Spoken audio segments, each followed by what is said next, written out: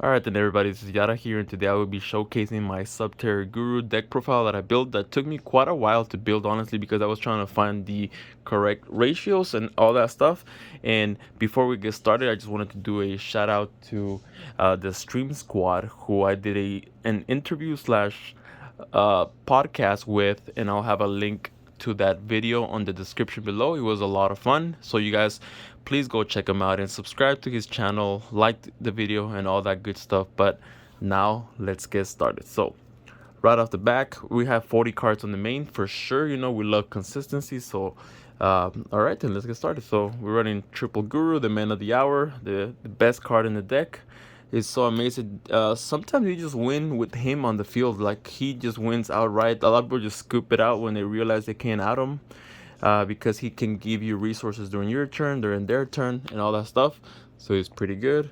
Then we're running Triple Fiendus, of course, and Omni Negate that can be recurred with some cards in your deck, and it's so good because it does not flip down as cost. It targets a face-up monster as cost, so it's very good because there are scenarios when you can also like chain the guru, like in case they do something else to like flip the monster face down. So yeah, some pretty technical things that you can do with this deck once you figure all the little things that you can do with it. And then we are running the archer because it's good that it non-target shuffles back into the deck when the monster is face down, so is very good. This one can sometimes put in a lot of work because they minus every time you use the effect. They can't even like revive it from the graveyard or anything like that. So every turn they're losing cards and every turn you're gaining cards. And then we're running the triple Ash because of course Ash is the best hand trap ever made in my opinion because it hits every single deck out there. So, and then we're running the double Meister. You guys know how much I love Meister. This, like, if I was to do a Venn diagram where I'm like comparing like what cards would hit every single deck, this would be up there with Ash. It hits every single meta deck at the moment, so it is very good. And now we're gonna go into our spells. So you know what, we're gonna move the monsters aside, and then we're gonna go to the spells. We have one of the best field spells in the game. This can get your whole engine started, which is the Hidden City. Just remember, this is not a Subterror card, so you cannot like flip face down with Guru. When this is up, you need another Subterror card, but it's so good. It's, a lot of people forget that it has a second effect also, where you can like stop an opponent's attack by flipping up one of your Subterror monsters, so don't forget that. Then we have the one terraforming to get us into the Hidden City. And then we're running the Pot of Greed, Pot of Extravagance.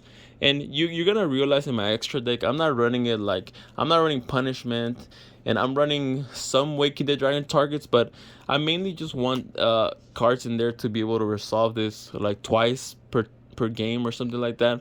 And sometimes you even go 3 times. So I kind of just want the extra deck to resolve this because this is the Pot of Greed of the deck. So, and then we have the double Pot of Duality because it helps us get to our Hidden City or a card that we really need. So a lot of people regret letting this resolve.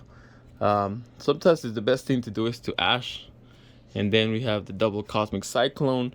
You're gonna realize something in my deck is that every single card is good going first or second. That's why I try to build it like that, so that you are able to win whether you win or lose a die roll. But of course, this deck wants to go first. So one, Call by the Grave. Whenever they want to Ash the Hidden City, you Call by the Grave that, or it hits Seals also when they want to bounce one of your monsters when you're facing Dragon Link. And let's see, and then we have the one Subterror Cape Clash. This one is good because in the grind game, they cannot outgrind you. If this stays up on the field, you can just keep recurring back your Fienduses, your final battles, whatever you want. So that will be it for the spells. And now we're gonna go to the trap cards. We're running the There Can Only Be One because it hits so many decks. Like this card will, I think, will always be relevant in the meta.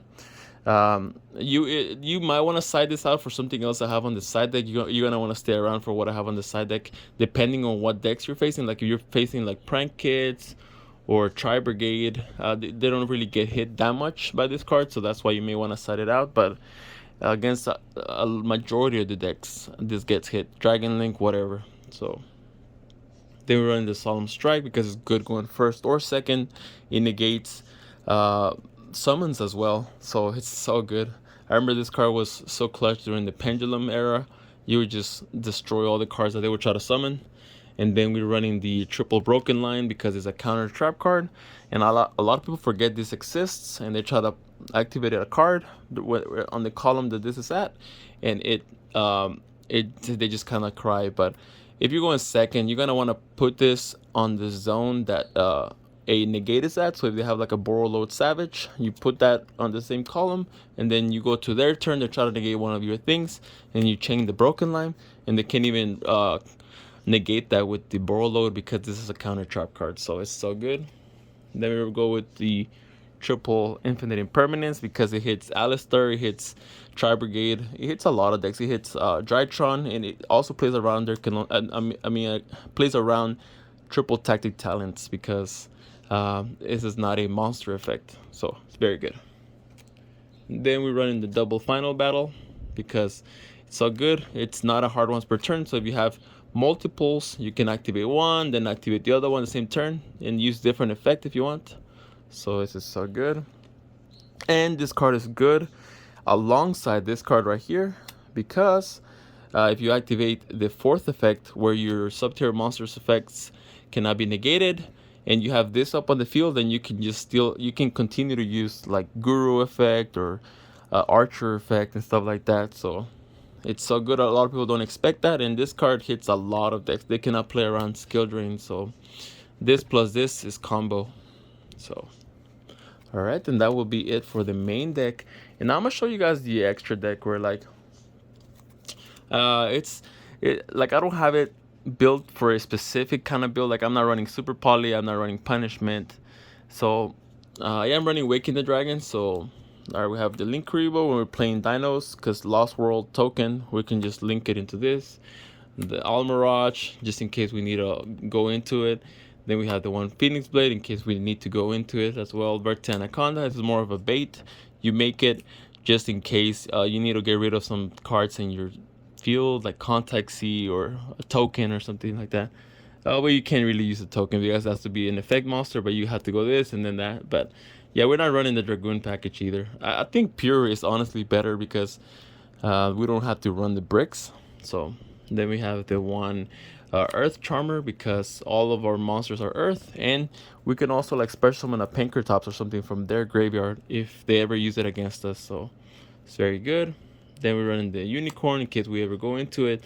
Cowboy in case we ever go into. Like I said, this is more just cards for Pot of Extravagance because we want to have targets for our Extravagance to be able to banish 6 every time. Cowboy in case we have 2 Gurus and you wanna like do damage during time. Time Thief, same thing. We have 2 Gurus. The Pegasus in case we ever get Maximus, we send this. Same thing with this. The Int, if we ever get Maximus. And then we have the Chimera Fleet and the Fortress. In case we're playing against Cyber Dragon, we can just use their monsters to go into this. And then we have the Waking the Dragon targets, which is the Last Warrior and the Infinite Track Megaclops and the Exterior. So a lot of decks cannot out this guy right here. So you go into that if you think they can out it. Usually you want to go into this because yeah, who's gonna be able to beat you if they can't even summon? Or this because Exterior is Exterior, right? So now we're gonna go into the side deck. So in the side deck, Contact C because it hits Prank Kids, it hits Tri Brigade, it hits a lot of decks. It's so good, so good.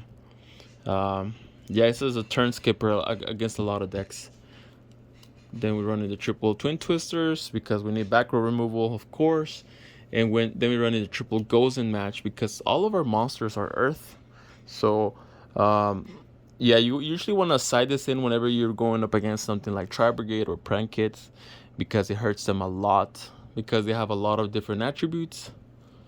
And then we're going into the Solemn Judgments. When we know we're going first, we side this in. And then we are running the triple Waking the Dragon. So we can get our Exterior or our last warrior. But yeah, that will be it for the main, for all the deck actually. So thank you guys so much for sticking around. Don't forget to upvote this video, and if you want me to make any other deck profiles, just leave them on the comments below, and I'll make sure to find the best ratios and all that stuff. So as always, this was Yara here, and I will catch you in the next video. Take care.